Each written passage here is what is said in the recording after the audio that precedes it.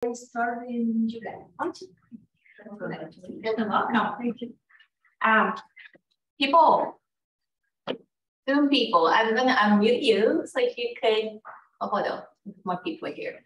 If you could quickly, oops, introduce you. Hold on.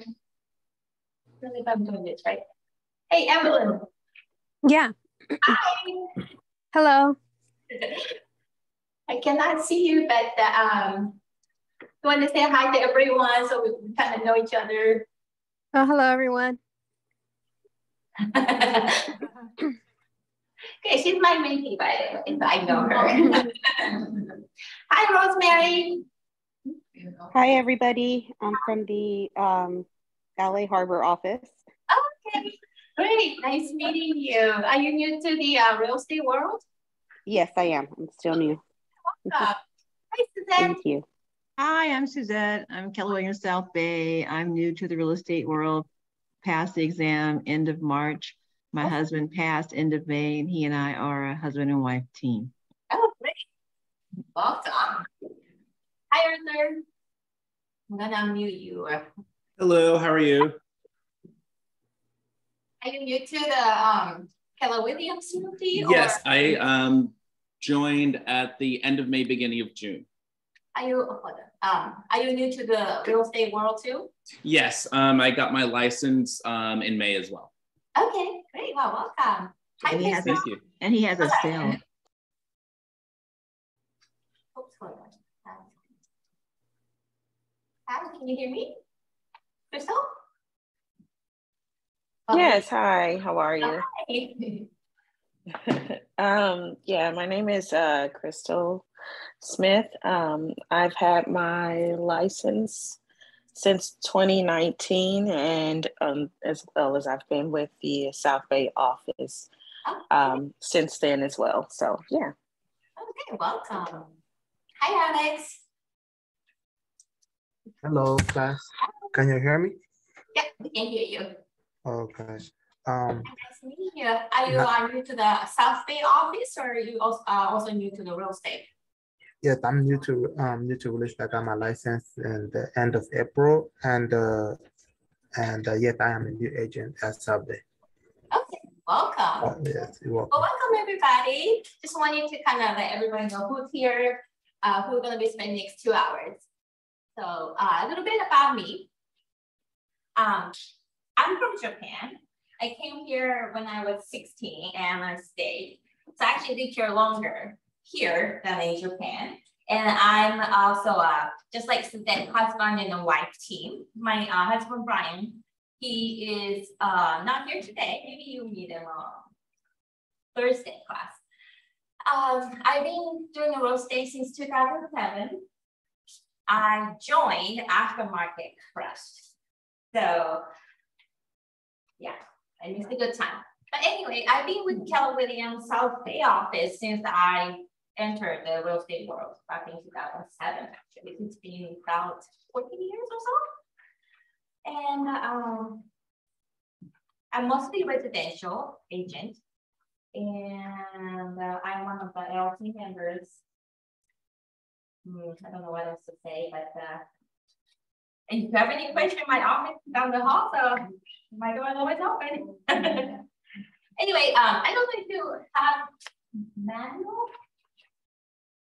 You have it's in your email, I think. Yeah, so I mean, we don't really go through the whole thing, but it would be kind of nice to have like charts a little small. Okay, anyway, let's get started. So, hold on 1 second, please. I'm trying to get this. You say you send to email? Do you like my email? It's sent by Poland? Yes. Right? Yeah, it should be already in your email. Yeah, it's not easy for me to. I don't need it really. I mean, we'll go through the slides. Sorry, I'm gonna have to make this smaller than this. I'm trying to hide it. If it's in your way, I'm so sorry. But this is the best I can do. Okay, so today we'll be doing lead follow-up. So until Monday, it was all about lead generation. How are you going to get the business? And today we're going to talk about how to follow up the lead. So lead generation, if you think of it, like farming, it's putting the seeds, right? To start your business to grow. Lead follow-up is nutrient part, giving the watering the plant, adding nutrition to that. And transaction is when you get to cultivate your product. So lead follow-up is as important, if not more, well, actually lead generation is probably number one, but as equally important as lead gen. And there you go. So today's agenda, today you will learn all about lead follow-up, what's lead follow-up, how to follow lead up, and basically what to do. Wait, no, sorry. Okay, let's start with what's lead follow-up. Oops. Well, I'm not going to talk to you guys about it. What's lead follow-up? What's your definition of a lead follow-up? Is when you keep in touch, or when you send email or call to people that you meet in the open house, or when you talk about real estate and they know that you work in this field and you constantly. So then, yeah. Okay. Anybody else want to add to that? Or Zoom people?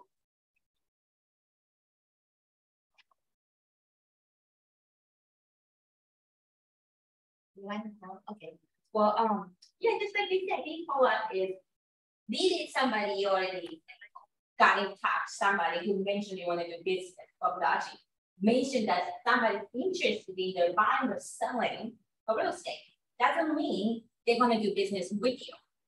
They just let you know, like, okay, I'm interested. I don't know when, I don't know how, but I'm going to work somewhere. Lead follow-up is too close. Oh, okay. Yeah, so lead follow-up is basically, actually, this slide, next one is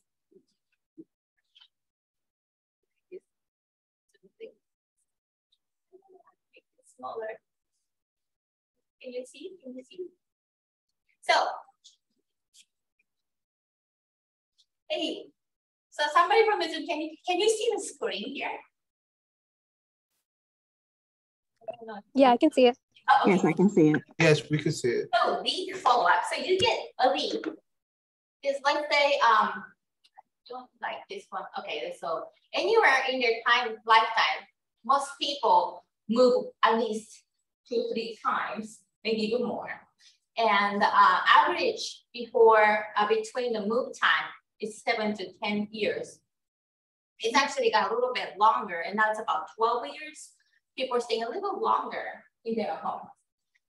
So the lead follow-up comes in from whenever you meet. Let's say like here, you met them at the open house or whatever, mention that they're interested in doing something, buying or selling. And the lead follow-up is all the way to when they're ready to actually do something. So it could be 2 weeks, it could be 2 months, oh, somebody else. It could be 2 months, it could be 2 years, who knows? So it could be a really long time. Right? So how to lead follow-up that we want to learn today is you have to have a system. Like we talked about farming. Farmers are just, they don't do randomly water here, some fertilizer here. They have a system to have products at the end of the day, right? Does that make sense? Yeah. So lead follow-up is basically that. Let's see this one.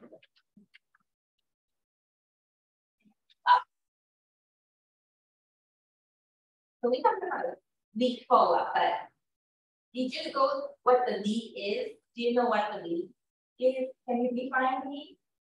A lead? Yeah. Possibility of business? It's not yet business. You can have a wrong extension. Exactly, yeah. You can contact somebody who's interested or mention they want to buy stuff like that. Right, potential gifts. And as lead follow-up only applies to the lead or leads. Only? What do you think? What's the question? Lead follow-up, do you think that they apply only to lead that you have? Yes. Yeah. Actually, I think that everyone that you know, well, that doesn't have to be just the lead and strangers that you met, you know, they don't have something, but it could be a friend and family with anyone. Like generation,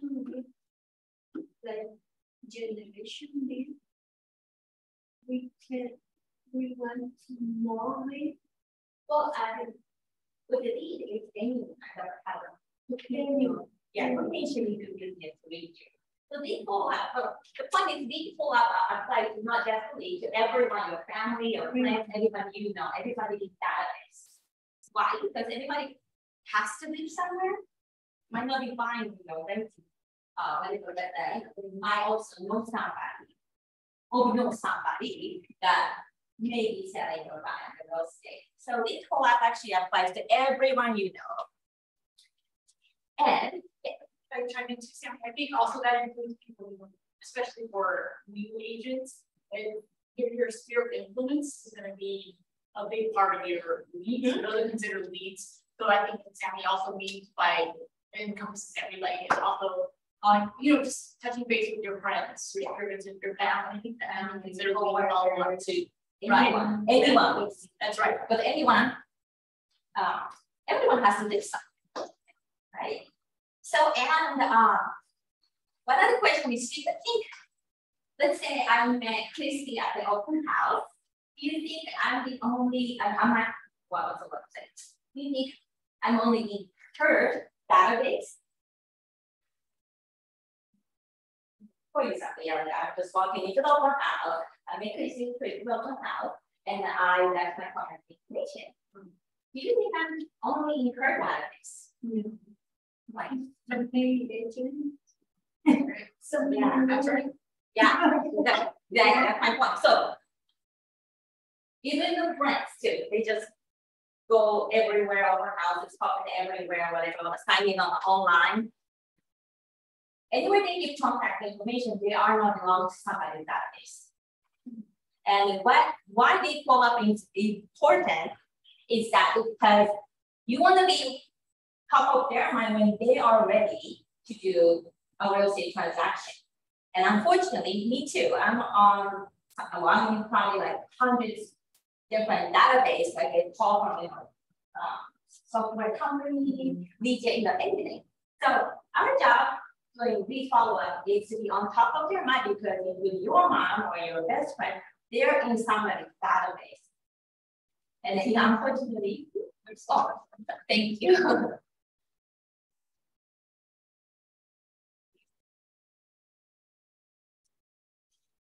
So, how do we ensure? My point is, how do we ensure that you will be the one when your friend or whoever is ready to do real estate transaction, you will be the one that will be calling you. Making sure they don't forget to do that. Yeah, exactly. You want to be top of their mind when they think I'm going to buy a home or I'm going to sell a home. How do we do that? By systematically following up. It's follow up. So how we do it? So this is the chart. When it could refer back to. Unfortunately, we don't know when exactly, or we can make them when they're gonna move. They're gonna do whenever they move, when the life event happens, or when they're ready to move. So this is the basic lead follow-up framework. This is the lead when you meet or when you first get in touch with somebody who mentioned they want to do real estate business. Lead follow-up is right here. By getting in touch with them systematically until they do something by phone call, text message, or email, or in person. By giving valuable information, education, And then product that will lead follow-up will be profitable business. Any question about that so far? Yes. I'm gonna ask somebody. Hey, Suzette, any questions? Do you have any questions so far? No, not yet, but I will. Thank you. We're trying to get some energy conversation going. Anybody else any questions?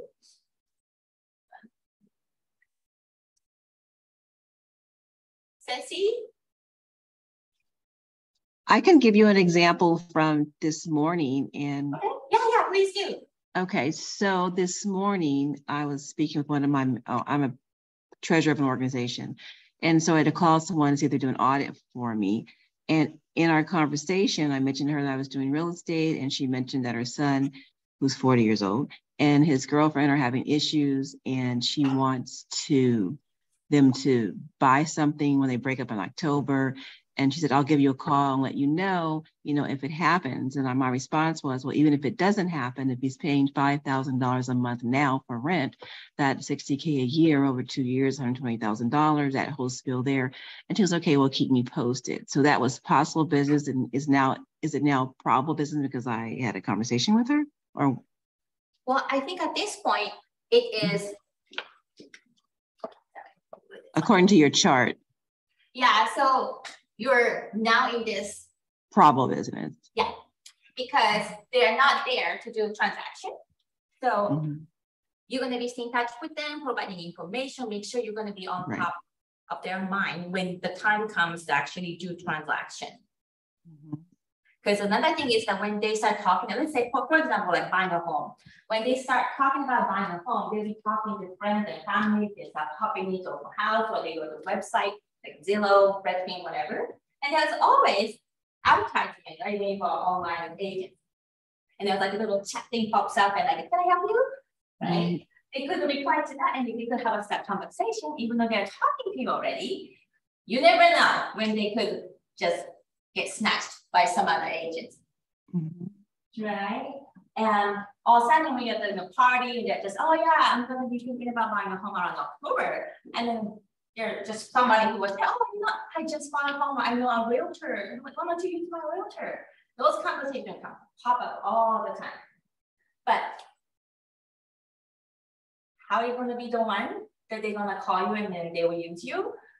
By doing a lead follow-up, staying in touch, giving your value to them so they see, because they're exposed to agent and the advertisement to get their business all the time, just like we do, as a consumer. So lead follow-up is going to be the key for you to get to the profitable business with this particular lead. Does it make sense? Any comment, question? Yeah, I disagree. Yeah. I think the lady online, you need to be more aggressive, and you need to set something up directly with that potential buyer, not with the buyer's mom.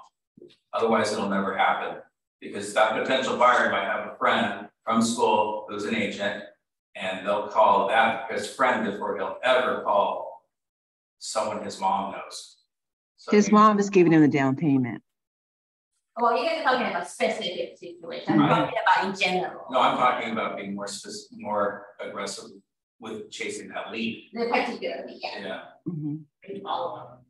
Yeah, but that's what exactly lead follow-up. Like you just don't do anything after initial conversation, then the that business died. Like he said, you're being touched and you're giving value and information to get the business to the profitable business stage. Therefore, perhaps I'd recommend that you try to arrange a meeting with the two additional parties, the mom and the son. And the son's, you mentioned girlfriend, wife, somebody. Girlfriend. I would try to get them all in one room together. And then provide your value.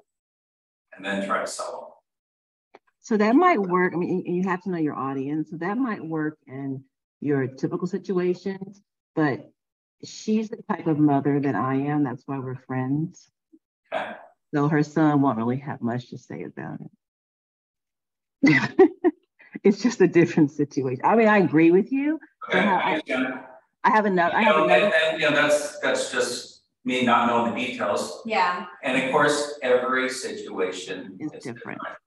But I do have another situation. I think you're correct. And with what you just said with your comment, I'm going to be more aggressive with the other two individuals that I know because we don't have that type of relationship. And I could lose them to that daughter's friend or that husband's friend. You are correct. So that's great advice. Thank you. Sure. Get the daughter's email, do something, but try to get in direct contact with that daughter. Mm-hmm. Get in her ear before someone else does. Right. Provide your value. Well, that wraps up particular situation. So the point is, you get a lead, just like you did. Not talking about specific to particular this lead. I'm talking in general.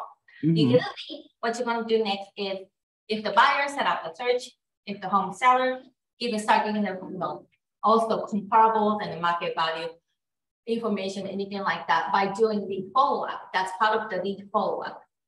So now that lead became probable business, now you're doing lead follow-up, so it goes to the profitable business. So I'm just using an example. So now you met, you're going to be doing lead follow-up, so you can get to the profitable business. It's profitable business means transaction closed, the sales done. Right. So I think you have a mentor, right? Yes. So talk to your mentor, share that detailed information about the particular situation, but it sounds like a little complicated. So then they can guide you to do exactly how you can take that client to the lead to the client level. So you can have that particular potential business. That makes sense? Yes. Thank you. Because it sounds like a little complicated. So need to know the details and then kind of have a more step-by-step guide on that one. So yeah, talk to your mentor and then go have them help you so they can help you get to that particular lead to the next to the client so that you can have to the buyer side, to the potential sale. Anybody else, any questions so far?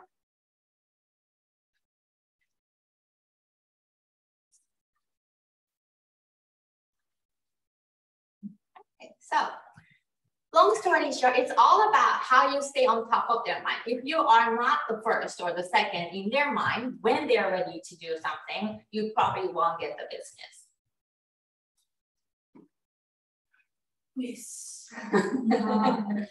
I think about me. I don't have too much friends in this country. I also didn't study in this country. I don't have too much people that know me or know my knowledge or know my personality. No, it's too hard to make people attached to me. It's a connection. Yeah. Also in the language. But how can I make aggressive or strong marketing? For me, I had that social media, I had Facebook, I had Instagram, but just my mother and my brother like my posts. Most of the people that I know in the open house, so they don't want to follow my Facebook page. How can I make more aggressive marketing or I don't know? Well, marketing is even targeted marketing, for example, it's like throwing flyers from helicopter to particular, area, particular, whatever the audience you have, and see whoever, it's very passive. Yeah, you cannot expect 10 people to have a audience come in and do business with you. Yeah. Yeah. no matter what production we put it, 80% of their business comes from their database, either family, friends, past clients that they already know, not a complete stranger. So you said you're from a different country, me too, and don't have any friends, you do have a friend, and if a friends have a friend, a family member, so your coworkers, you do have people. We just don't know to put them in the database or we are reaching out. It's sometimes happen overnight. It takes time to build your database. Yeah. Yeah. And not everybody in the database when they're dealing with you. Only look at the life cycle like 10% of them would do a business with you or give you a business in 1 year. Yeah, but it's getting harder because everybody's exposed to so many different agents all the time. So the number is actually presently getting lower, but that would mean,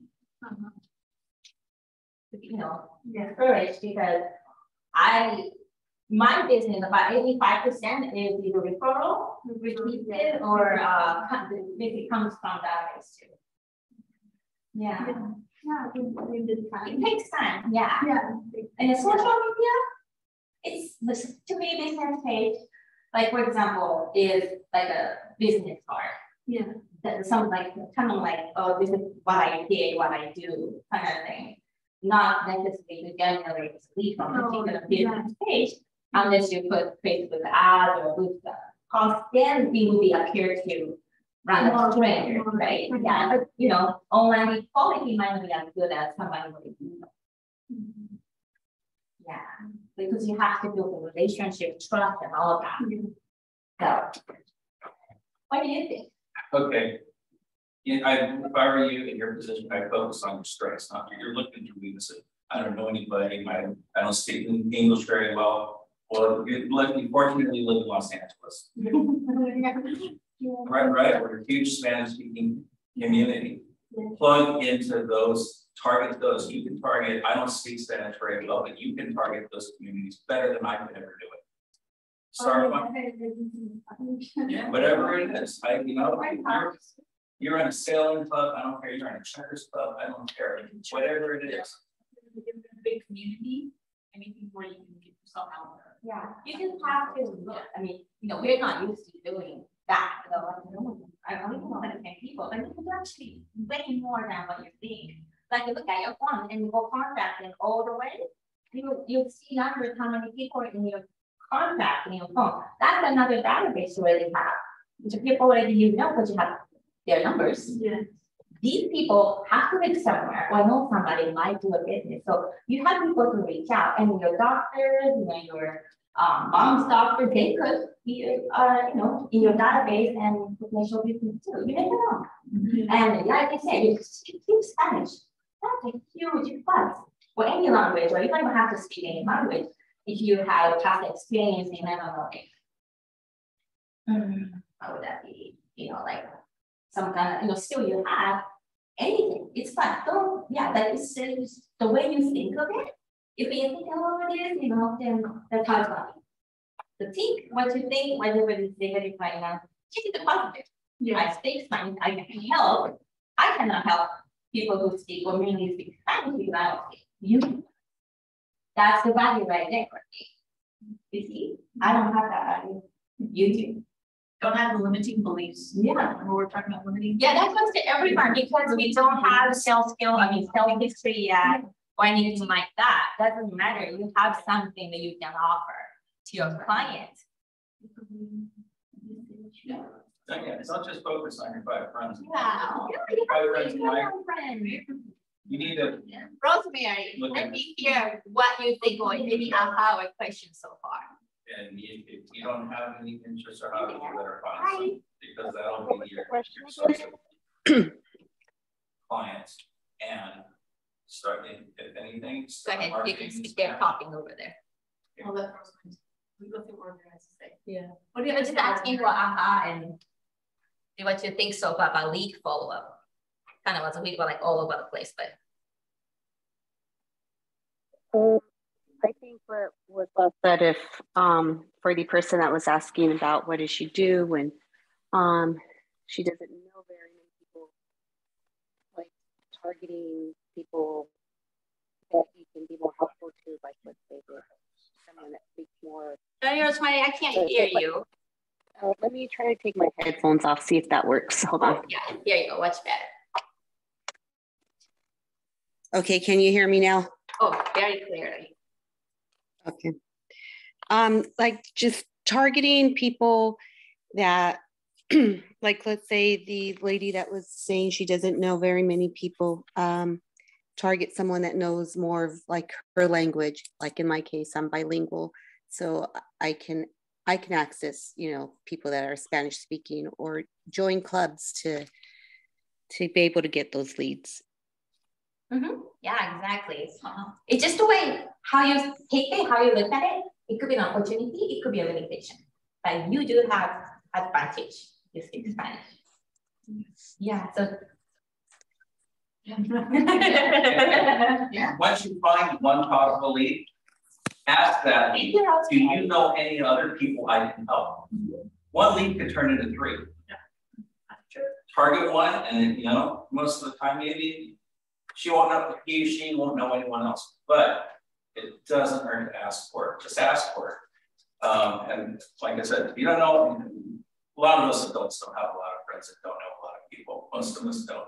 Your situation's not any different than a lot of us. Exactly. You need to go out there and you need to tell everybody what you do and tell them in Spanish. And that's it. What did you get creative? I don't know.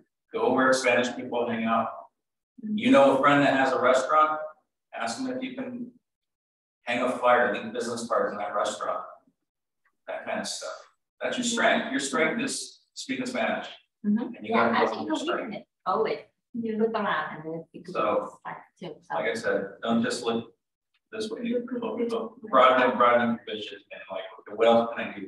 What everything you look at could be potential business. You can walk onto a car lot. Start talking to the car salesman. Ask the car salesman. Tell them to be there and say, hey, do you know anybody that wants to buy a house? You might be that other. Be a salesman. Arthur, are you there?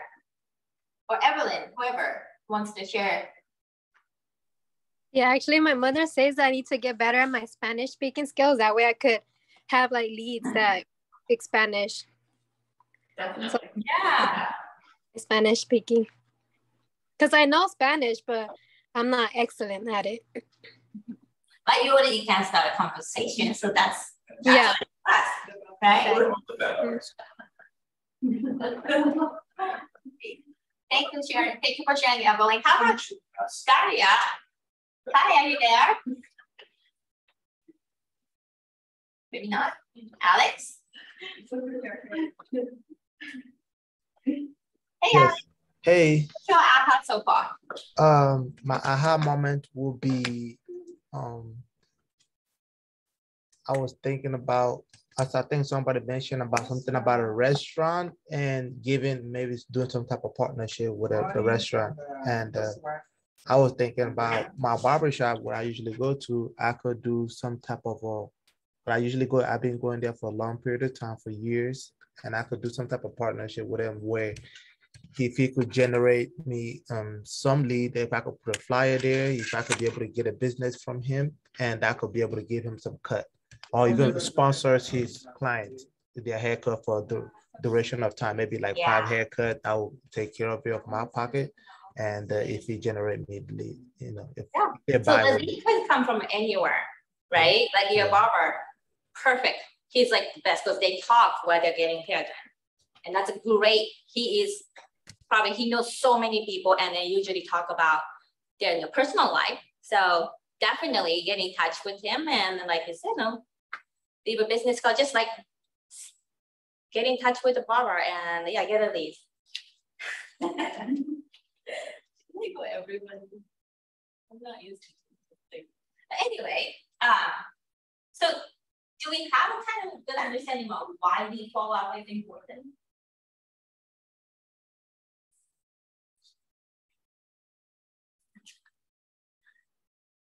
Okay, I think.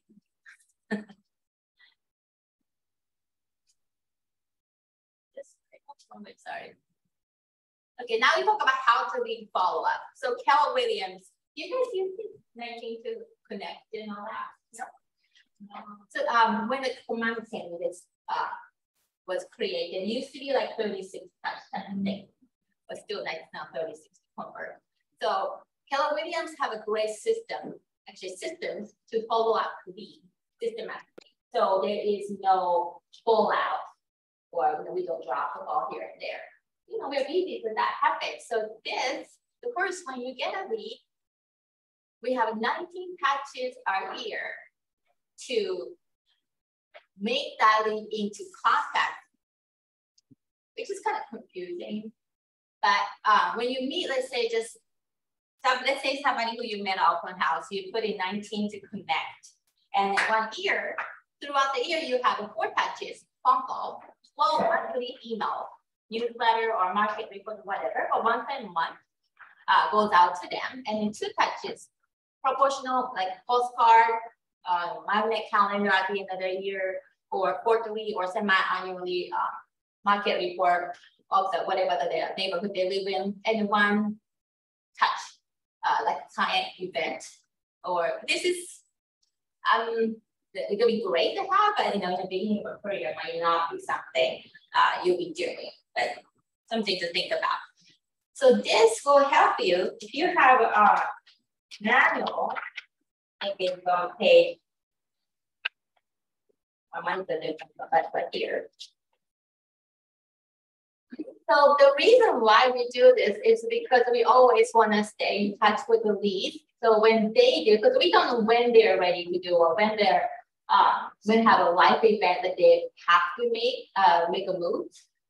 By doing this without like just randomly, I'm gonna call somebody today.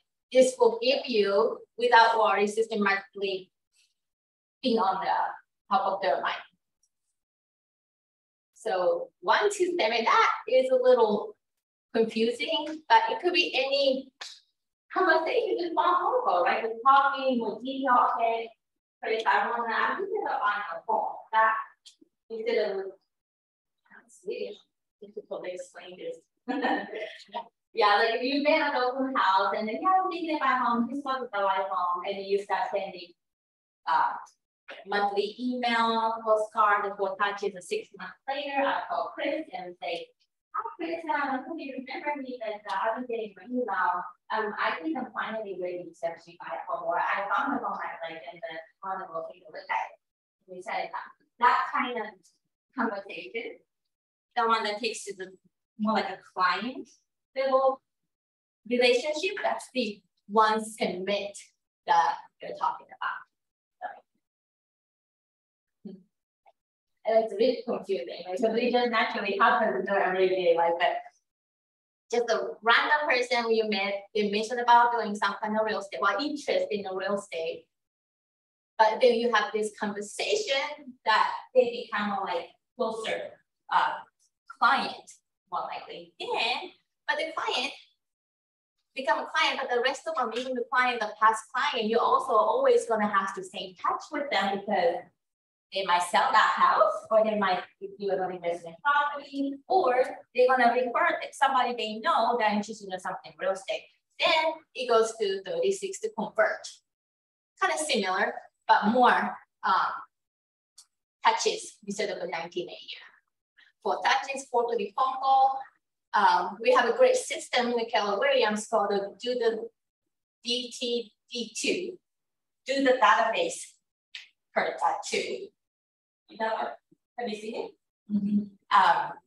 We have a chart that I don't have in this. It doesn't come with it, but the it's algorithm. I wish I had it in there, but we have a system. If you're interested, email me and I'll send it over to you. The 26 bi-weekly email offering some type of information. And the good thing about having a command, it will do that for you once you set it up.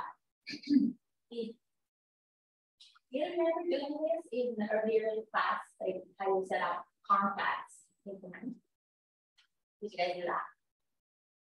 Like using smart plan in command once you get the link kind of thing. No? We discussed it, but I don't think they really said how to actually set it up. Oh, okay. Command, but they did mention that Yeah. there's a way to set it up in there. Oh, But they didn't go into detail of. gotcha. Okay, so this is a system already created for you by Keller Williams. You can make your own or customize it, of course, but why recreate the wheel, right? So you know, in the command, in the contact, in the smart plan section, you can set it up, and will go out automatically twice a month. You don't have to do anything like that. And then 2 touches, get-togethers, events. In the 4 touches, kind of similar to the other one, but this one a little bit more.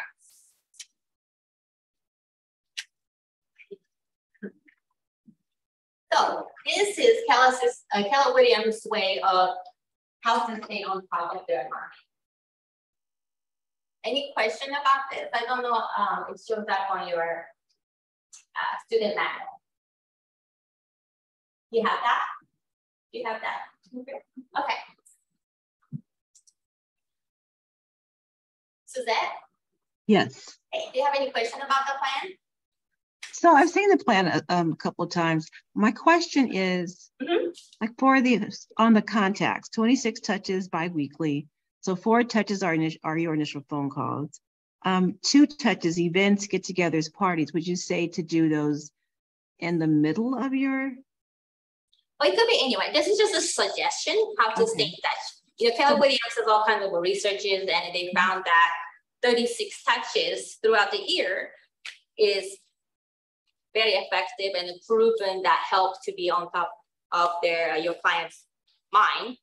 So you can stay in touch with them, and then when they do have some real estate transaction in their mind, they'll call you, or if they have a referral, they'll call you instead of sending it to somebody else. So it doesn't have to be perfectly followed by, you can customize it however you want. You don't even have to do client events or anything like that. It's just this example of how you can stay in touch. So what do you do? I do. So I do have set up 4 touches, phone call, so 1 quarterly call to everybody in the database, and then 26 touches, bi-weekly email. 1 goes through command. It sends to everybody in the database who has the address, or you can set it up, the neighborhood they're interested in. Monthly stats directly from command. But that's just, have you ever seen that kind of email from command? It's very, you know, like dime a dozen kind of look. So I send personal email, my market update type of email with the video to my clients or whoever's in the database. So I customize it. And I customize the seller leads, buyer leads, past clients, social, the sphere of influence, you know, so they have a different appropriate information and the value goes to them. So that's what I do with 26 touches parts. And in 2 touches client events, I don't do client events yet because it costs money and it has to be profitable. Right. So I don't do it. I'm thinking about it maybe next year now that COVID's and all that, easing, people are more comfortable getting together. But not for everybody in the database. It's for my VIP clients, sphere of influence probably to start with. And the 4 touches, promotional direct postcard definitely goes out. Doesn't have to be only 4. I actually send out a lot more than that. And once a year, towards the end of the year, I've been sending magnet calendars, don't pass to people in database or farm area. But I do pop-buys. Are you familiar with pop-buys, anyone? No, I'm not. Yeah. So pop-buy is basically I just pop up to their doorstep. For example, I know Chris, this is one of my past clients, and periodically, actually 4 times a year, I stop by at their door and I just knock. Hey, Christy, how are you doing? These are the people I already know from my past clients. So, you know, I don't do that to the strangers, but I would do that to my clients, the VIP clients, right? So then pop up with the value, usually quarterly market report or comparable analysis report. I call it equity report. Of their home, if they own the home or they bought a home from me or somebody else. I got that with some little candy bars or something, but You can Google it, real estate Popeye ideas, and you see what I'm talking about. Like July 4th, I did Popeyes and then had a popsicles or candy that little pieces of rocks that pops in your mouth, you know what I'm talking about? That was my business card and then reports or market update or newsletter or whatever, and just drop it off. If they don't know how much, just drop it. I'll take a picture of that and send it to their text message. Like, hey, I was just in your neighborhood. It's nothing. Usually, you know, I'm there to say thank you, but we get to talk if they're home. I get to have a face-to-face. The face-to-face, voice-to-voice, belly-to-belly are the most important and valuable, high impact. The best way to connect with the client. So I get to have the opportunity to do Popeye. It works. I stay on top of their mind because my referral and the repeat business are really high. And it doesn't have to be expensive. Each Popeye is less than $1. You know what I mean? That little candy doesn't cost like $5. It's no gorgeous Godiva or anything like that. It's a little like candy. And I don't care if they eat or not. If they have 3 kids, I just put 3 candy bars. But whatever, just like make it fun. So it's not about healthy either. Like Halloween, I drop by a little bucket of candies, you know, all. So really nothing that I don't, it's not about me giving a gift. It just gives me opportunity to stop by and do something. They'll remember me, you know, just something like that. It works for me. It might not work for you, but something like that. Okay, thank you. Any other questions? Yeah, I have a question. The two-touch events. So like, how did that work? So you call all your clients, tell them like you having like some type of party, and like, what is that? Oh, how did that work? Yeah, this client event is a whole another big thing. It's like you could have like classes about this too.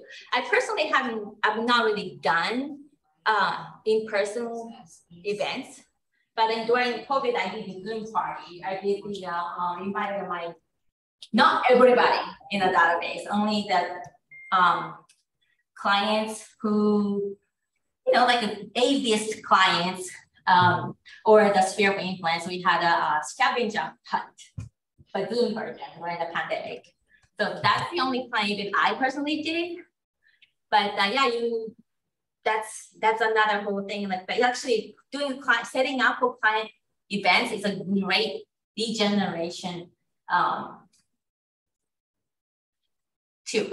You get to invite, you get to really reach out to them, have a high touch period when you plan an event. So it could be a picnic in the park, just gather, you provide, you know, taco truck or ice cream truck or the balloon artist or whatever. Just have an event, get an appreciation party type thing.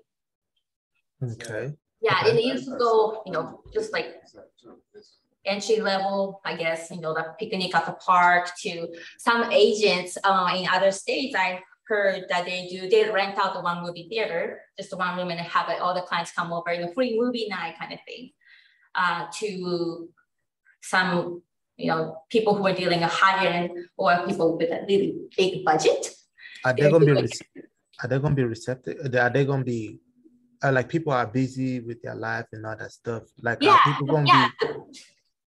Yeah, you don't want, like, you invite 100 people, you don't expect 100 people to come. It's about like kind of like appreciation event, Okay. giving back to the clients type thing.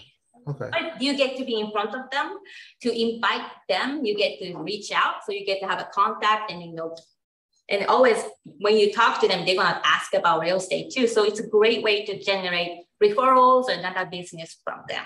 Okay, got it.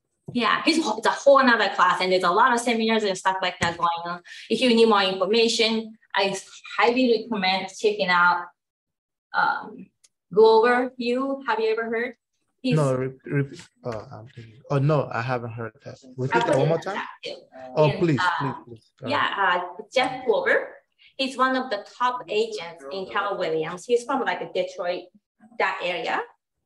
And he's a big mega team. He has like an expansion team and all that stuff. And they just gave client event class online, and if I find it, I'll send the link over to you, but then you put the name of this guy, you can Google it. But it costs money to do all sorts of planning. So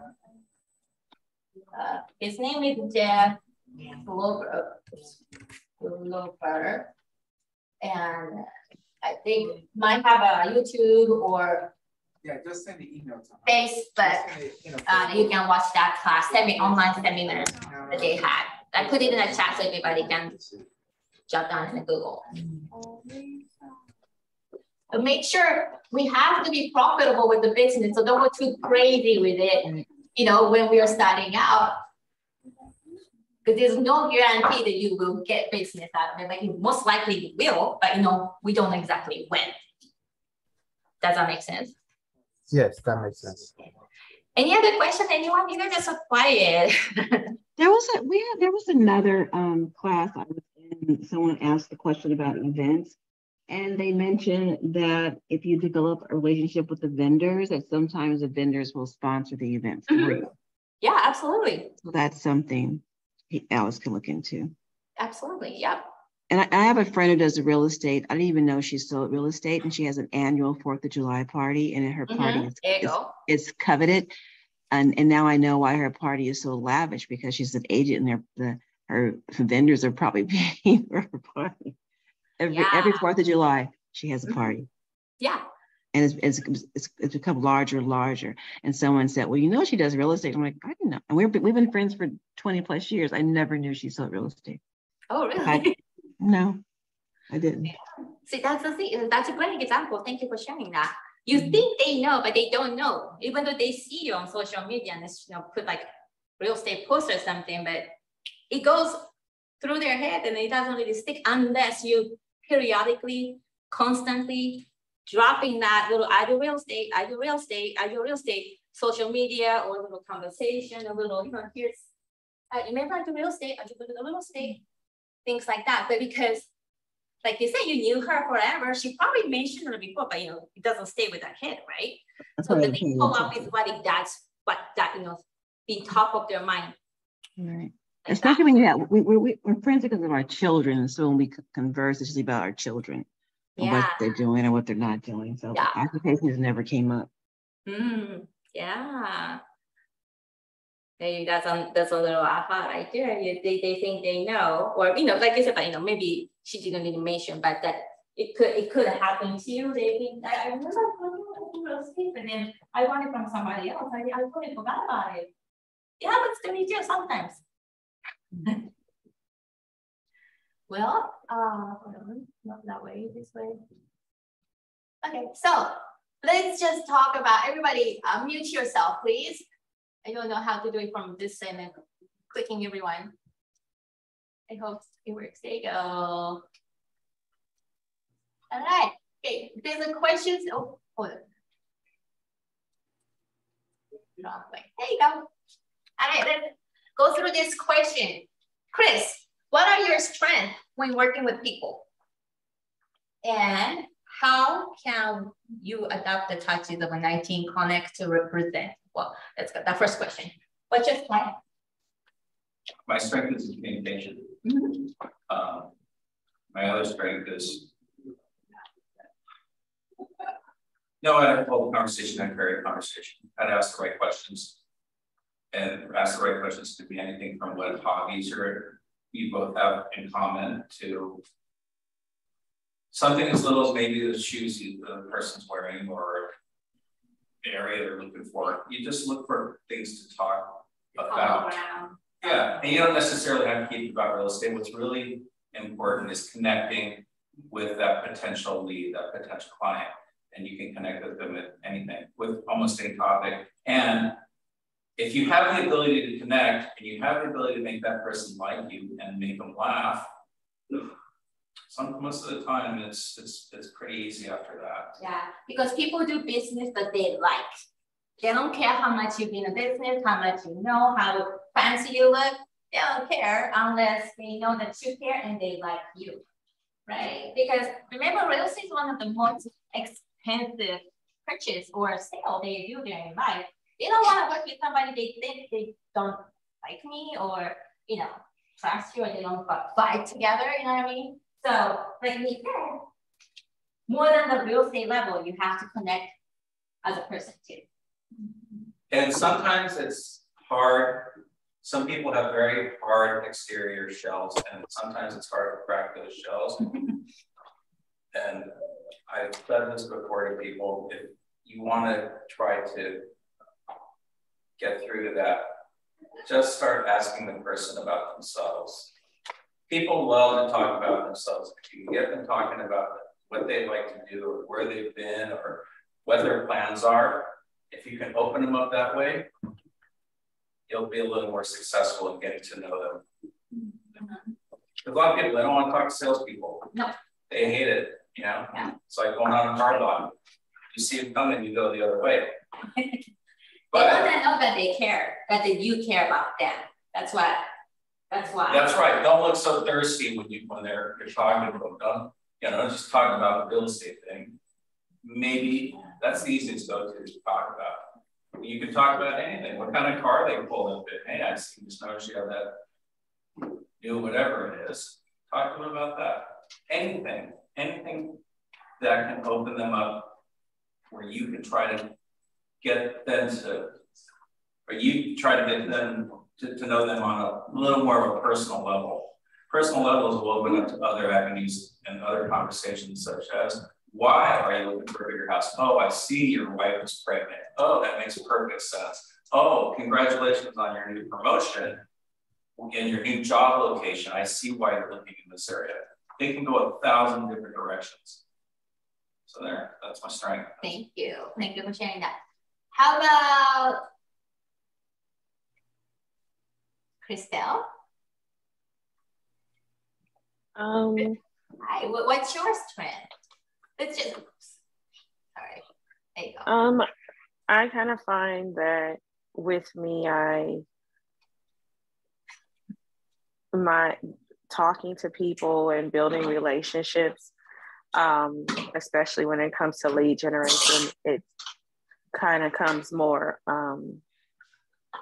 it's like organically more so.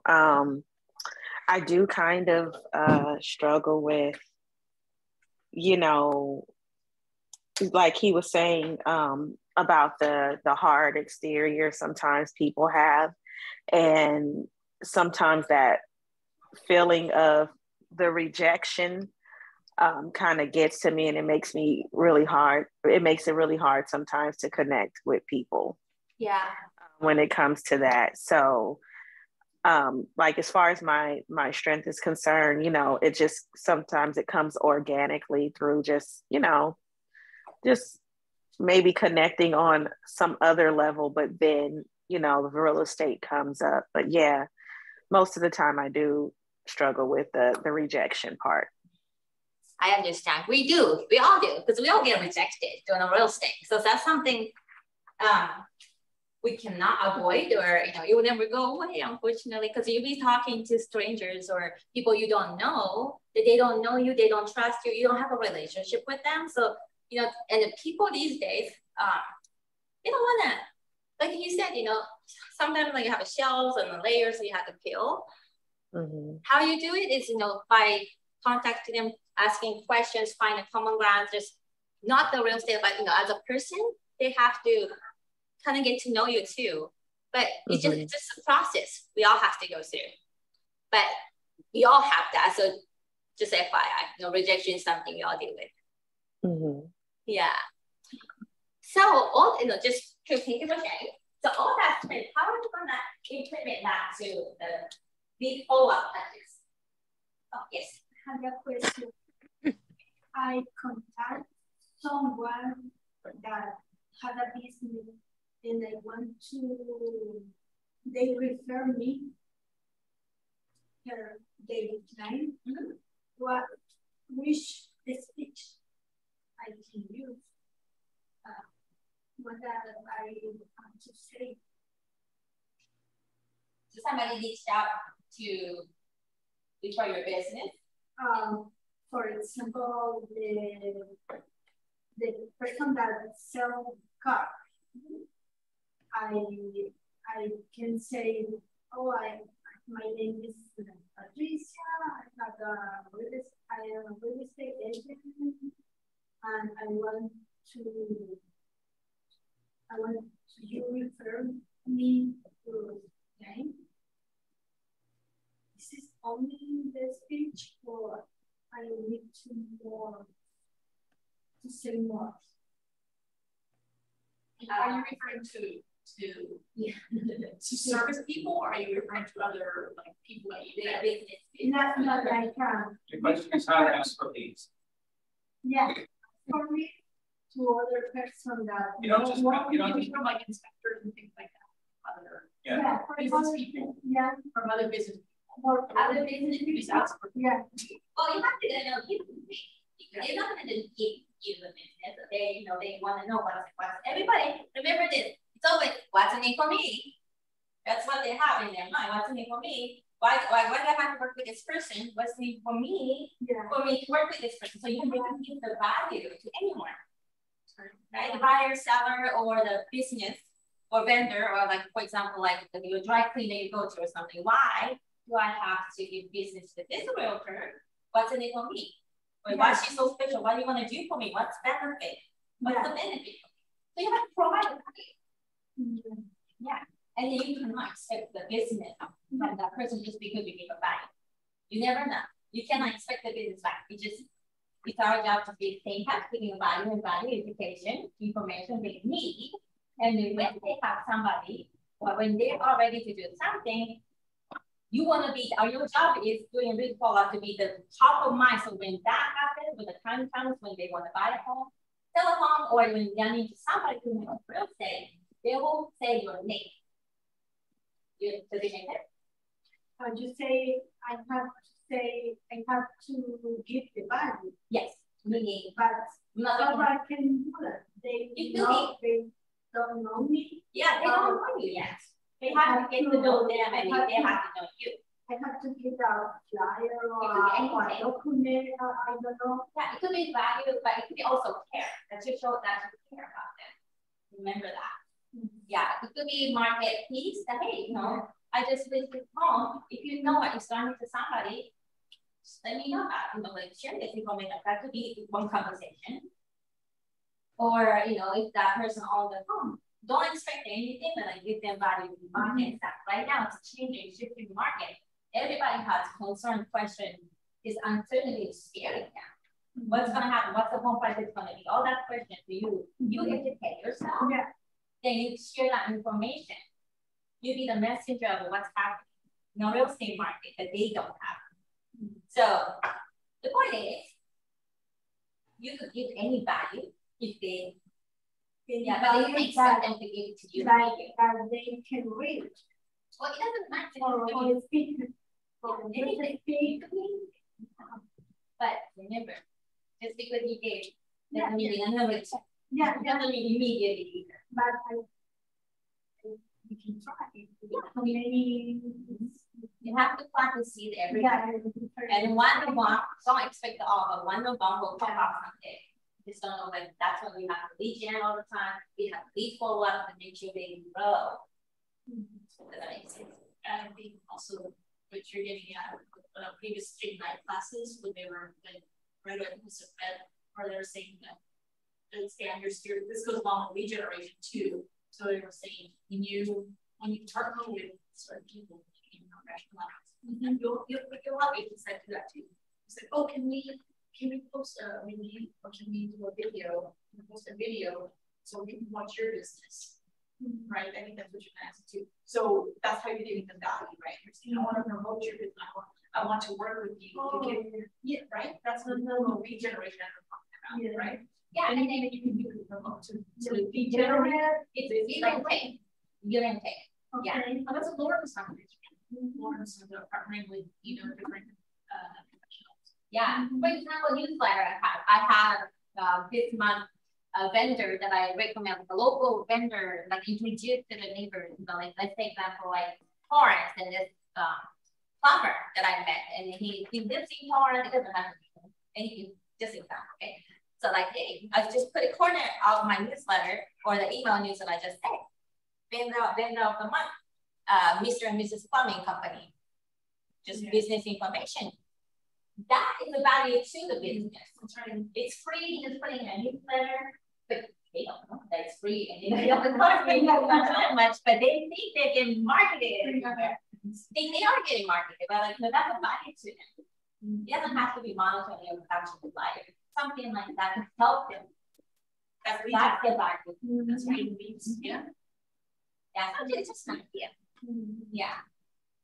Anybody else?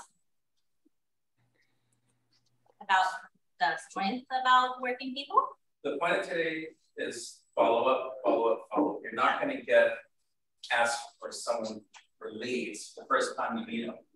You're going to continue to follow up with them until they start getting used to your face, used to hearing what your voice sounds like, getting used to getting comfortable. And then it's like making friends. It's like high school all over again. You're in high school. First day you show up at high school, nobody knows anybody. Nobody wants to talk to you, right? But as the weeks go on, you guys kind of get comfortable with each other. Everybody's calms down, and then you start making friends. Those are follow-ups. Those are touches. Every time I'm going to see that kid tomorrow, I'm probably, I kind of like that kid. There's something about that energy. I think we would be friends. You do that with your touches. You make touches. That's how you can make it. And then color preaches. Yeah, it's cemented. And by the time you make 32 touches, you guys want to prom together or something. Yeah, when you do this, that's prom day. Anyway, so you might know this, so then you too. Okay. So let's do a little quiz. Everybody unmute yourself, because I want you to yell. Well, not yell, but answer my question. So I'm gonna say a word, subject, and I want you to say very quickly whatever comes up of your head first. Whatever that comes up, okay. Whatever comes up of your head, I want you to share that with us, okay? Got everyone? Okay. Okay, so for example, shoes. What's the brand name that comes on? Yep. For you. What about you guys, Alex? What brand, when you say shoes, what brand comes to your head? What brand? Nike. Nike?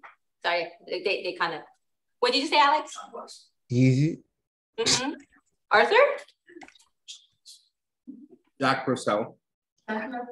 This popped up. There's so many different brands out there, right? But only one or two probably popped up your head. How about soda? Or power, whatever you call it. What brand comes up on you?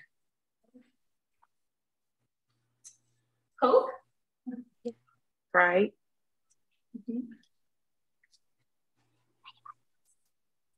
7-Up.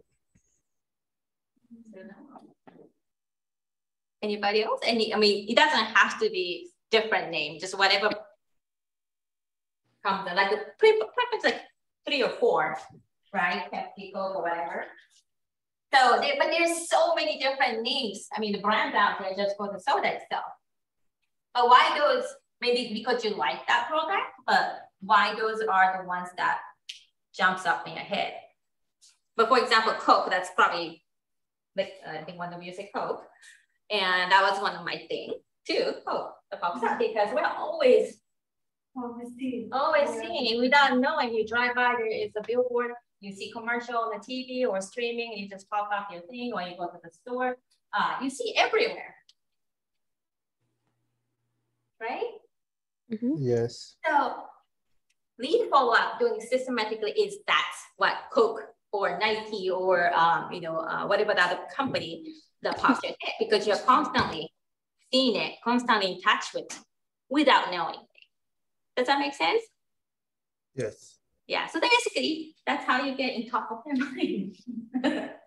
Anyway, let's take a bathroom break, like until like 12, until 12:30, and then come back and then we'll wrap it up and then just go. You said 12:30? Yeah, 12:30. That be okay? Yeah. Sure. Okay, cool. Thank you.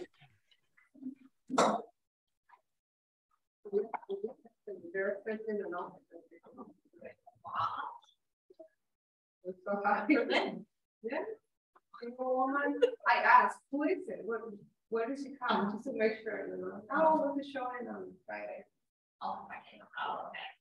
No good. The redes. The redes. Oh.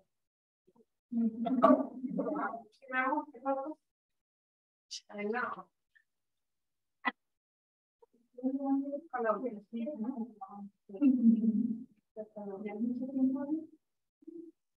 With the burning face? 2006. No. I just started there about I was my agency. Oh. Yeah. I was in another agency. Yes. I didn't change. This is the to begin. So this is the very name of it's close to my heart. Good.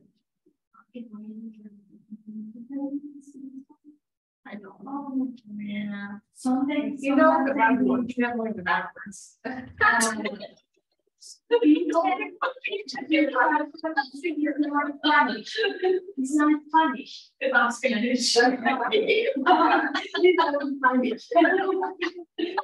don't care. They know what I say. If I give the some guy and say, pinche tu madre, oh, he's not know Spanish. He knows Spanish. Don't tell me it's not Spanish. He knows what I'm going to say. If I said more like, that's Mexico. That's right. You know, she tells me the same shit. She's like, oh, you're Mexican Spanish. I live in Mexico. Give me a break. If I went to Colombia and told everybody pinche tu madre, oh, they would understand. Yeah, or watch Mexican over.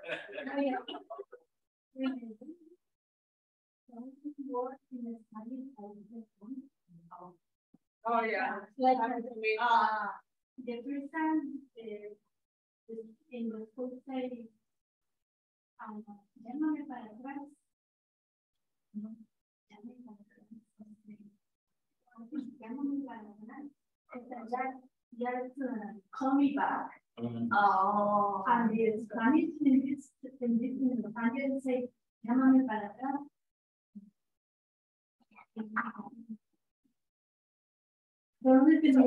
Different, right? Oh, because what they do is they try to born here. They try to translate in English, say like Spanish, but that's not the right way. Because in English it's hold you back. But in Spanish they can say So reverse. It's like quick. I heard people saying cuitear. Yeah. So we have to understand three languages: English, Spanish, and Spanish. Yeah, it's a combination. Yeah.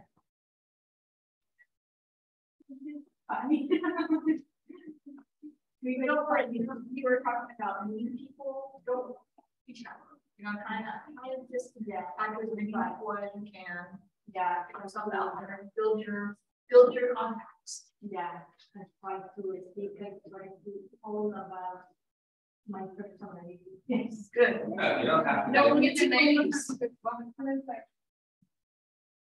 Okay, our countries, we know everyone. It's so hard. It is. Know the name. It took the pandemic to me to get to know my name. Yeah. No, that's in Los Angeles, it's like that. Everybody in Los Angeles is an asshole. Your neighbors, your next door. People agree to me. That's how we get. That is part of the answer. You know, when the pandemic started, everyone was at home and we were forced to go out. So we made our neighbors. When someone tells me I'm busy, I'm too busy, that's complete bullshit. But we don't say Los Angeles. People here, yes, it isn't how we're in a big city, so people are very, very stressed in a rush. They don't have a lot of people to understand. Even people when we go to the desert, people are very different. They'll talk to you a lot more. you know, when we go to the dentist. Oh, yeah. So when we go to like Palm Springs, we go to other cities. That's right. Yes. Yes, they're more pleasant, they still talk to you more, they spend more time to talk to you. Here, yeah, LA, which is true, people in LA are very different. It's with their. Yeah, I mean, when they're yeah, it's true, when you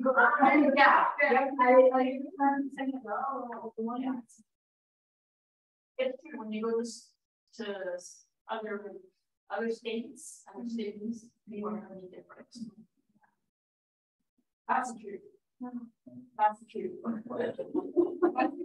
It was so nice, and I never talked to them before the pandemic. We were all just busy, maybe to work and to say hi from Maybe it was you. Maybe it was. We never saw anyone. Well, we just saw the cars leaving, but we never talked to anyone until the pandemic started. I know everything about my neighbors. I know all the chisme going on. I know everything. I know everybody's business. I know what everybody's doing. All our tenants, I know what each tenant. Well, you kind of have to because you're mentioning them. Oh, really? Yeah. Yeah. Already they would have to know the. Look, you got some issues. You have some big problems. You got to get over stop being shy. You're going to get hurt. People are going to hurt you, and you're going to have to expect it.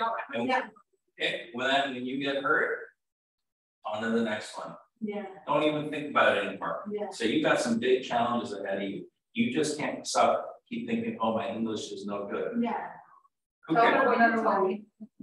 Because I have the same problem. Okay, wait a minute. Both of you fools, right here. You hear this instructor right here, Sammie? Yeah, I have an accent. Yeah, come on. I came here longer than any of us. It doesn't matter. Yeah. She doesn't care. She doesn't care what she sounds like. And I was gonna wait for her to talk to you directly about. I don't want to steal her thunder, but when we were talking to Patricia the other day, and she told us a story about her husband.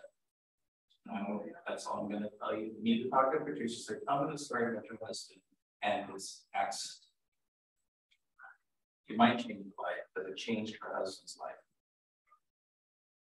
All right, fine. You're not ready to. Here's the story. I'll give it to you quickly what Patricia said about her husband.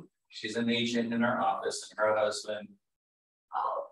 I think it's from Mexico. She's from Mexico. I'm not too sure. Peru. She's from Peru. I don't know about her husband. But her husband is ESL, and he had a heavy accent. And one day, this is the story she told me, I'm trying to remember. One day her husband was talking to one of his co-workers.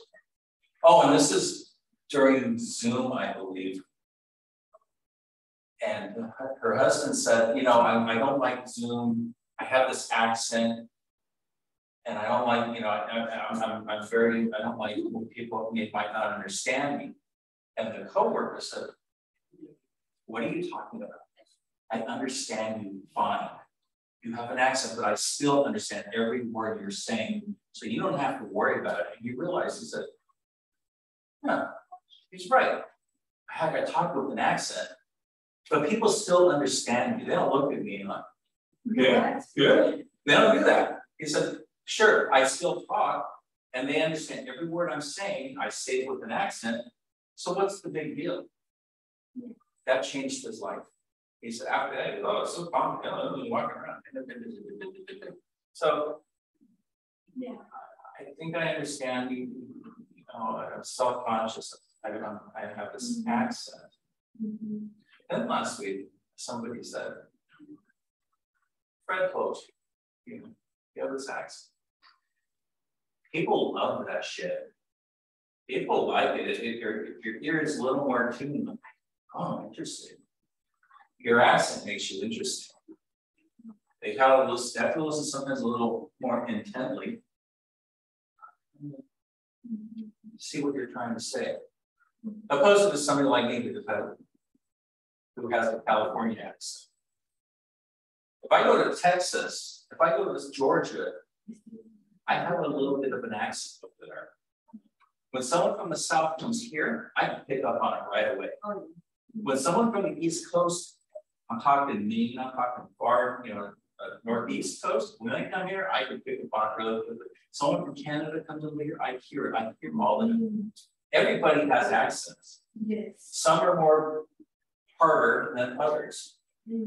So both of you, Cass, stop. You have accents, but you speak English beautifully. And as long as they understand what you're trying to say, you're slower, you know it. She's fast, she speaks English fast. Yeah, like right now, yes, yes, I yeah, I know so many words. Sometimes I try to make a sentence correctly, but I still study. Okay, keep pushing. You know, the only way to get better and better and better is to have more and more conversations. And I can tell you this, I can preach. I know. I've been in different countries long enough where I picked up the language. You put me in France for 1 month, my French starts getting very good. I've never been in France for that long. I've been in France for like 2-3 weeks at a time. That's it. Several times. Put me down to South America, I told you, came back speaking Spanish. I put me in Japan for 4 months, I came back speaking Japanese. You have to have conversations every day to make sure. When I came here, I worked with Spanish speaking people for 4 years, so I really practice a lot. I was in Tijuana for 1 week, and look at what I learned to do. Okay. And you need that's what you're learning about.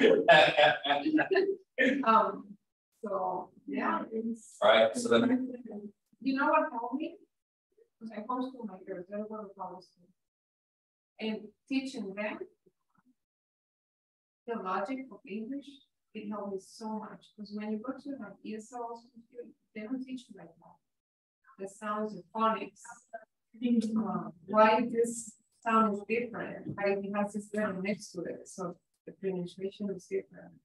That helped me so much. So if you can get like kinder and first grade, like books. So because it helped me. Like even when I'm reading, now I know that sound is different than what I thought because I'm teaching them. And it helped me so much. Yeah, I learned in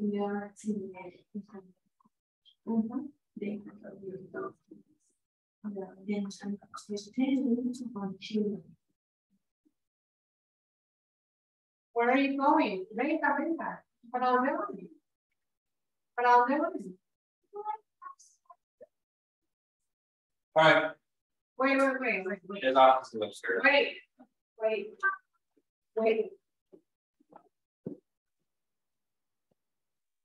I don't think she said that you want to go upstairs.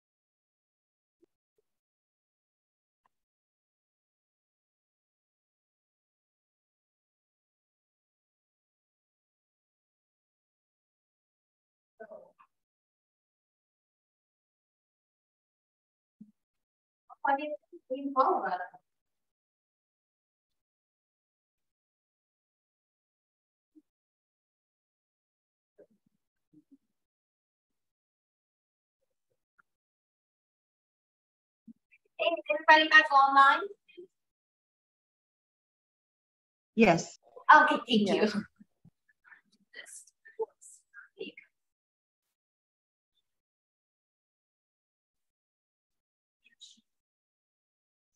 I don't know how many people are back, but then we get started.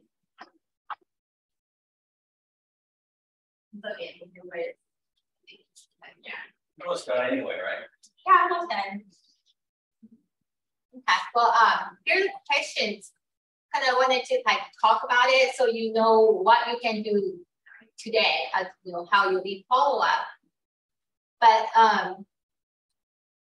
wait, okay, so I want to start with this question.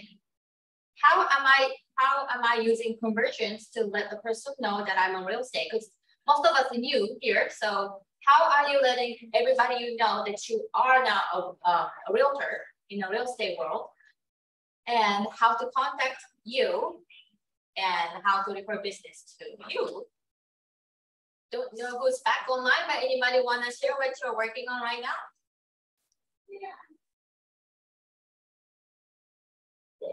Just kids. Okay, yeah, it's not back. It's really hard to do. I wish this was on video. Okay, together.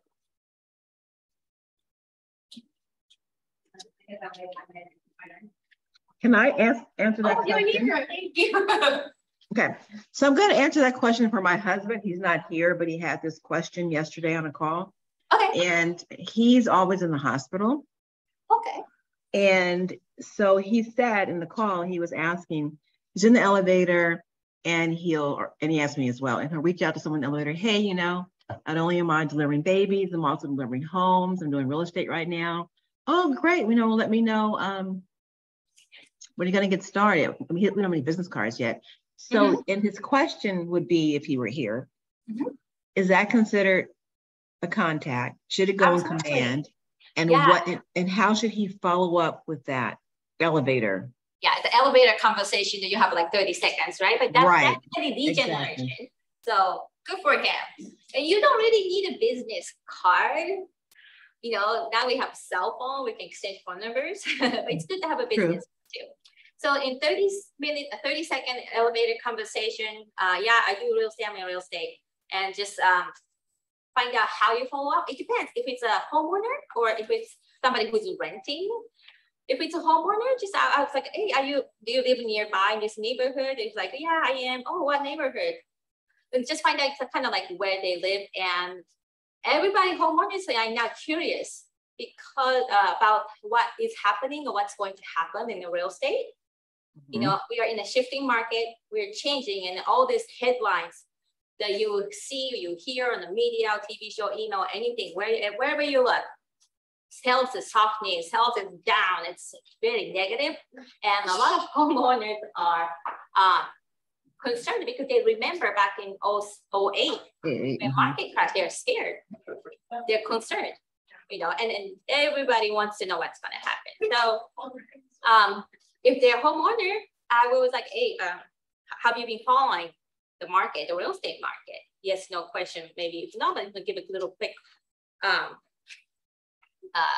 little update, couple seconds update. Like, yeah, basically I'll say, do you want me, would you like to know what's happening in your neighborhood? I can give you market activity report, basically comparables that you can just print, you know, because they want to know how much they owe. I mean, how much their house is worth, and what is happening in the real estate. So I would just ask, would you like something like equity report or market activity report where your home is, your neighborhood is, where you live? And if they say yes, no, you know, just, I mean, yeah, just something like that to offer something, the part of your, you know, piece of your business, like that you can offer service to, give value to, like answer that question they have.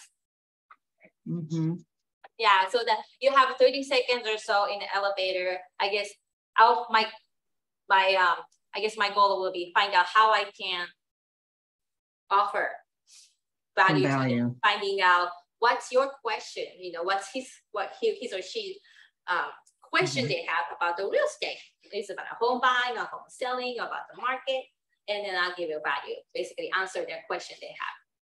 Okay. It's more better if it's a specific question they have, because they will carry on the conversation. That makes sense? Makes a lot of sense. Yeah, and then just best way is, you know, get the name and the contact information. That's why if I randomly I met somebody when I was walking a dog a few months ago, and he was a homeowner. So I just like thought, we were just talking about it. Yeah, I live here too. How long have you lived here? That typical questions. And then I heard, the market is start seeing changes because interest rates went up back in May. And that's when the shift starts showing up. And then I ended up giving market activity report, I called it. It's basically CMA without going any detailed about particular home. It's just about the neighborhood. It's very easy. You just pull like the last 30 days, this many homes sold how much? Average days are this. What's the price, list to price ratio? Meaning listing price and a sales price ratio. It's like 103%. That means most of the sellers sold in that month getting 3% above their list price. Okay. That kind of conversation. That kind of information I just put together, straight from MLS, and I gave it to them. And now we're having a conversation to list their home later on. That's just like one example, but just like that, answer questions, answer their question, their real estate question they have. Because they have such a, particular question. If it's a buyer, it's different. If it's a home seller, it's a different. If it's an investor, it's a different. And then even the seller too, if it's a downsizer or move up seller, it's all different. That's why when you do, actually this is a good point. Thank you for bringing that up. So when you do lead follow-up, you can just give all the same information to everyone. Okay. Because like we just talked about seller, there's so many different types of seller. If it's your lead is for sale by owner, then that information we provide might not be same as downsizing seller. Does that make sense? Yes.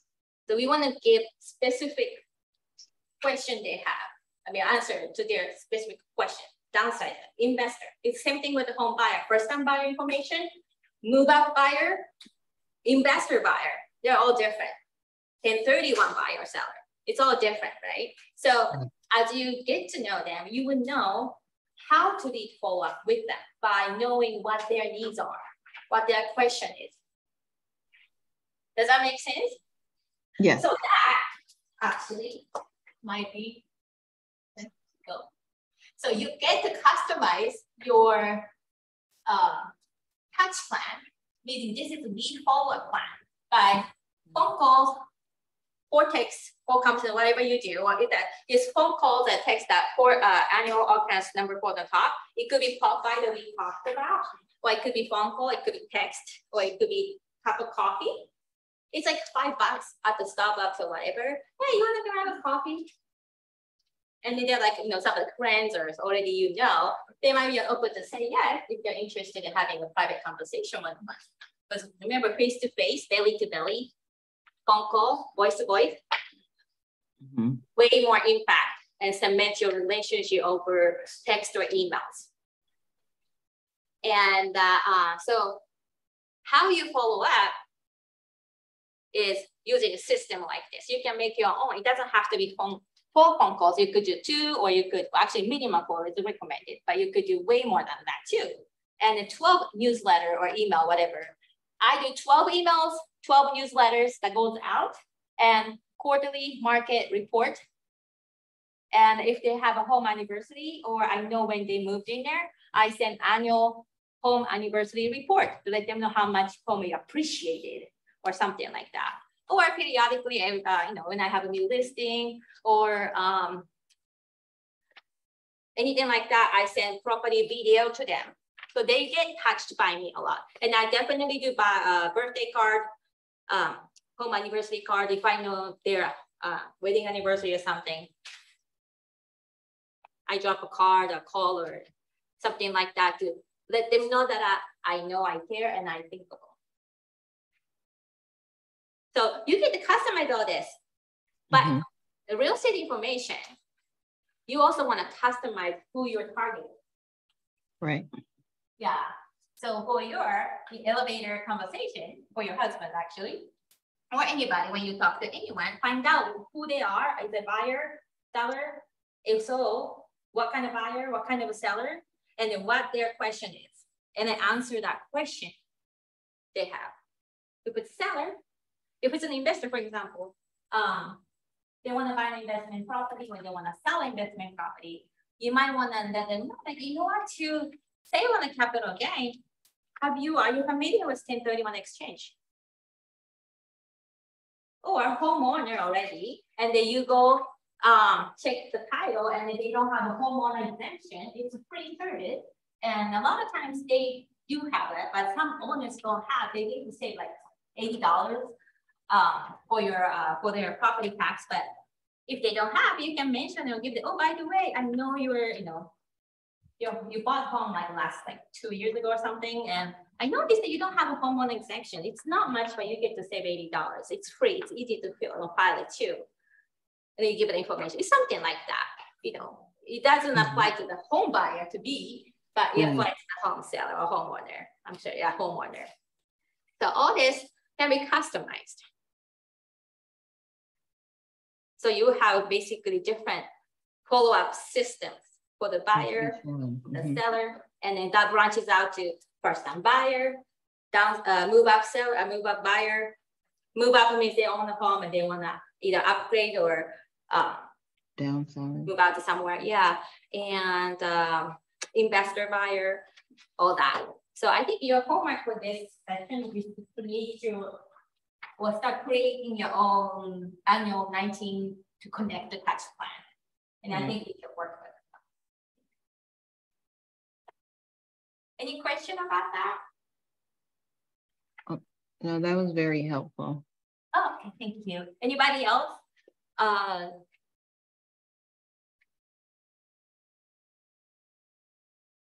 Anybody else? What about you two? Yeah? Okay. Okay, so. Okay, let's focus on the value before we only have 15 minutes, so very quickly, value. We kind of talked about that. The value and the personal communication is we just kind of talked about custom made, tailor made to your lead type, basically. Yeah, because if I'm sending first-time buyer information to an investor, it's no value to them, right?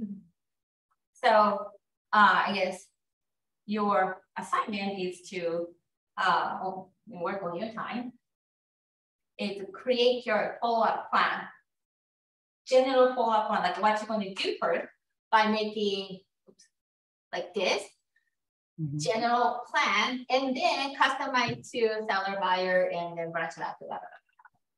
That's the plan. And then how you share value and information is stats and data. Especially right now, we all know we're in a shifting, changing market. So everybody wants to know what's going to happen, but we don't know exactly what's going to happen. We thought the interest is going to keep going up. Well, it went up a little bit. And then what it's going to do next, we don't know exactly. We can do basically a guess. But to become knowledgeable and educator for your client is knowing your market and knowing the stats and what's happening in the world. Do you guys use certain service for that? Like to get the information about what's happening or data? For market updates? Yeah. We've looked through InfoSparks actually is a good tool. It's a good Spark. Yeah, good tool for stats. Your title provider that build a relationship with the title provider, they can give you market stats and do market updates. Yeah. InfoSpark is actually a free service that is an MLS. You log in and I think the first dashboard, bunch of square icons pop up. InfoSpark, it's free and it gives you neighborhood data. You type it in neighborhood name or zip code or city or whatever, or MLS area number, and it gives you how many new listing came last month, pending, active, sold, average days on the market, this to price ratio, multiply price per square footage to average sales ratio and everything. Data with the graph too. So people who want those things, it's very useful and it's free. that's what I use to do market update too. And I also use different professionals who do researches, and I watch them, I read about them, and I just educate myself on a national-wide level and also local level using Keeping Current Matters. It's free. You can pay for it, but it's great. And I love data and graphs too. So I use their data and the graph in my videos and stuff like that. And Stephen Thomas, he's a local guy, and he mainly does LA County stats. And I think he does like once a week, I think. You watch them? Medium? Stephen Thomas. Yeah, I'll put it in there. Yeah. He gives weekly market update about how the LA County world real estate is doing. So you get to know nationwide what's trending in the real estate and also the local state, and also those in all the other articles. You educate yourself and then translate into the language that everybody can understand, so you can share that with your client. Stephen Thomas. Steve Thomas and Steve Thomas photo. Let me double check. I'll put that in the chat. The first one is the Keeping Current Matters. Oops, not typing.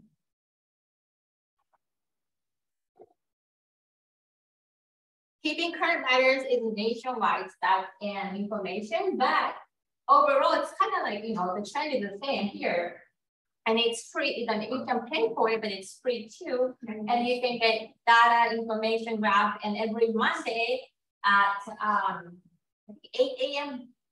East Coast time, I believe, he does like a 15 minutes deep dive, and he talks about what's happening about the rates. So it's great because he translates all the data and everything into language we understand. And the other one is Housing Report. That's the name of the, hold on.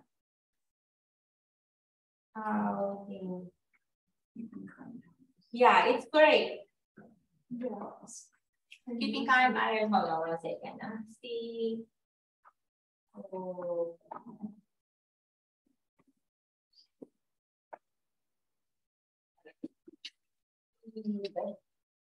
So, report. There you go. Check them out on Facebook, YouTube. They have a bunch of videos that you can watch to get to know what's happening in the world market right now. And more you educate, right now it's a very, very unique market. It's not the same as 6 months ago. The last 2 years been really unique, unusual market. But now we're changing it, and it is everybody's question what's happening, and then we don't know exactly what's happening. But these guys will tell you with data, information, so you become credible to your client. And basically, they tell you what to tell your clients, and you tell that to your clients, all of a sudden you look super shiny experts. And then real estate is hyper local, remember that.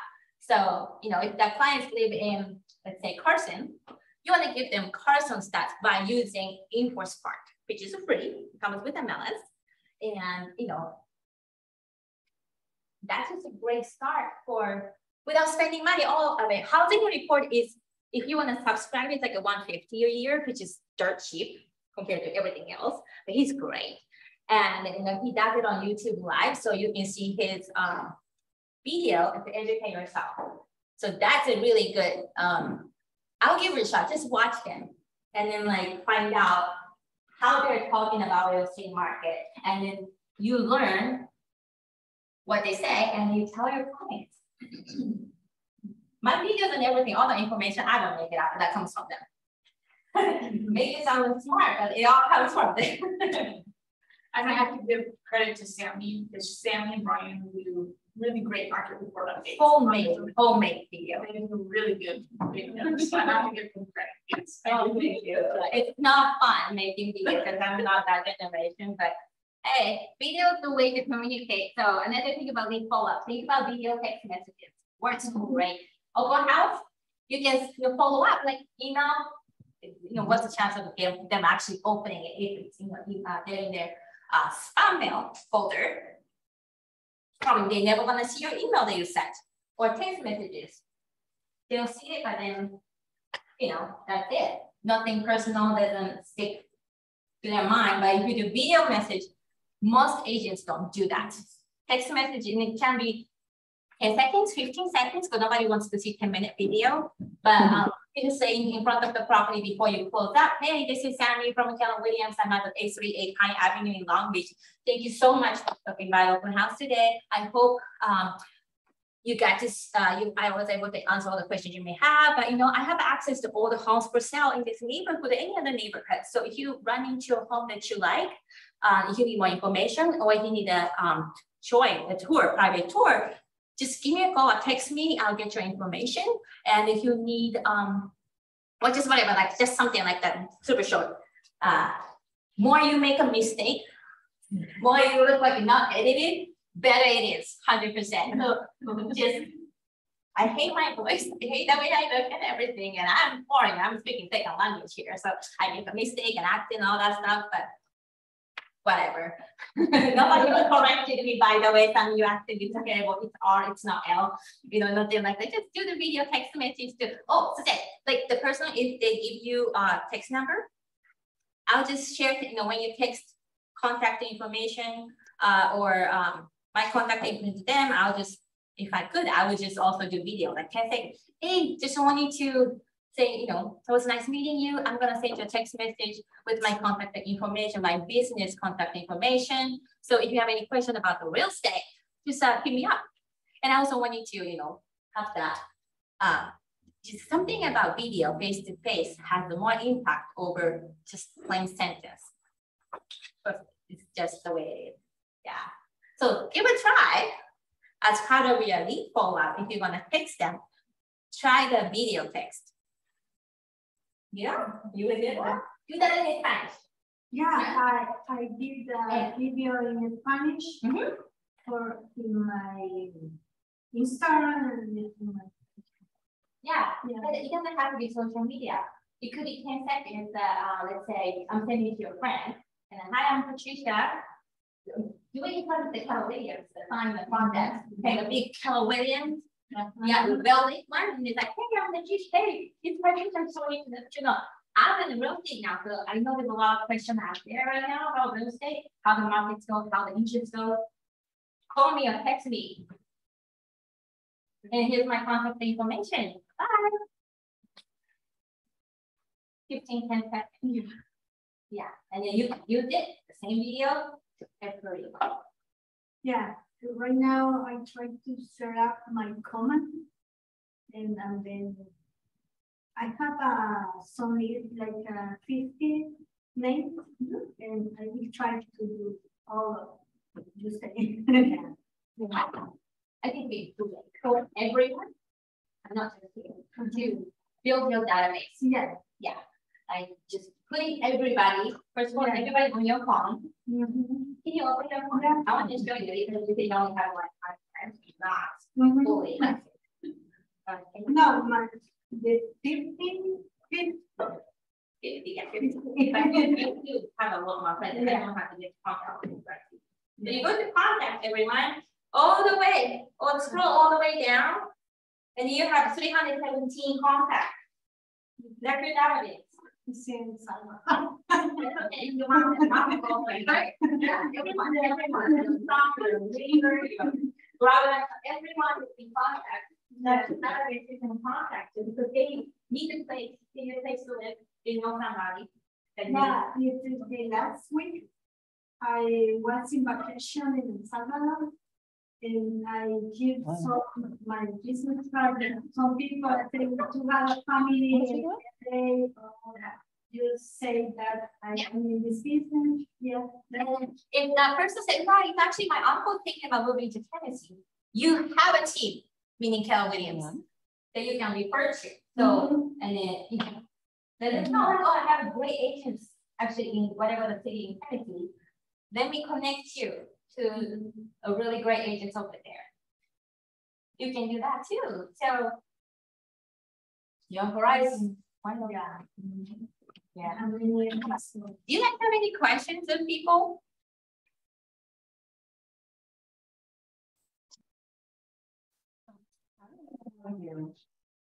Any questions or comments?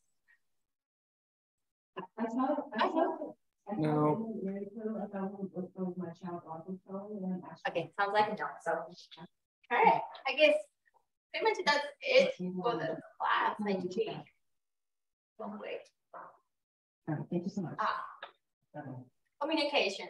We kind of did this. Oh, so Alex and I were just talking too. So where your lead comes from? I think you guys went through this already. Yeah. Yeah. Mm-hmm. So I guess it's just like a reminder that database is not only one. It could be, and you could do so many different things to get the lead.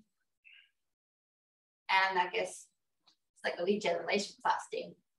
So yeah, this is like exactly finding out what their question is. What are they, seller or buyer? Tell me more. So what are your questions? What's your challenge? What do you want to accomplish? And oh, this is a Keller Williams. So what would that do for you and your family? Because emotion moves. Logic makes it think, but emotion, they make them move in the act. Yeah, that's why that's a Keller Williams famous question there. And this is a command thing. What we went through, made contact with the lead, you put in your database, and now you're having a follow-up and to make a contact, and you convert that lead to the client, and you make a sale, and then it goes down to new business from them or repeat business from them. So that's the whole chart about it. So it's the same thing after the sale. They don't disappear. They stay in your database as a past client, and you stay in touch with them using 36 to convert or 3619 to connect whatever your lead follow-up system is. So you will continue to be on top of their mind when they are ready to do another real estate transaction, or when they run into somebody who mentions real estate, they will refer your name to that person. We kind of went through that, so cut through.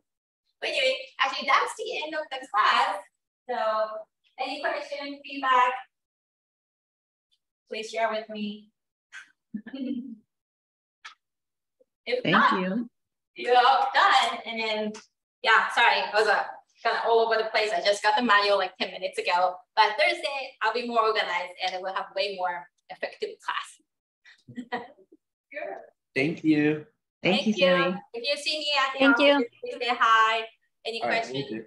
My door is always open. Great. Thank you. Oh, thank you all. Thank you. Thank you. It's 3 times a week. 3 times a week. Yeah. I know. I think every day. Every day except for